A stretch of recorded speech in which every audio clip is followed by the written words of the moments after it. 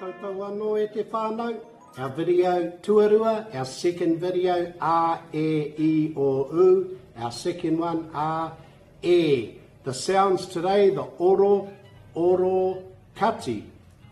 Yesterday, in the other video, oropuare, open sounds. Today, orokati, closed sounds. Orokati.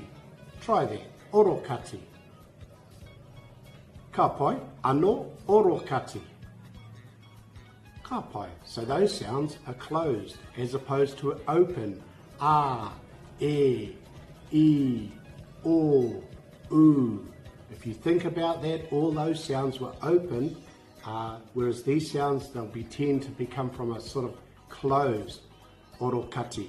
It's the equivalent to the consonants. Ka pai whānau, so looking forward to doing that in this visual video.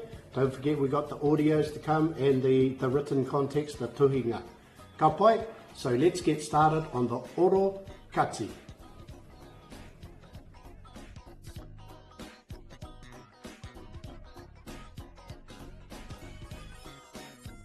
Orokati whānau, orokati. Ara, h. First thing that comes out. H, k, m, n, p. Anō. H, k, m, n, p. Let's try that together. Just breathe. Just try it. H, k, m, n, p. I'll run the next lot out. R, t, w, n, th. Anō. R, t, w, n, th. Let's try that together. R. Don't forget to breathe. R, t, w, n, th. Ka pai. Expel that breath on that whole group. So from the top, we'll go together. Don't worry, it will come to you in due course. Breathe. I'm sure it's written there for you too.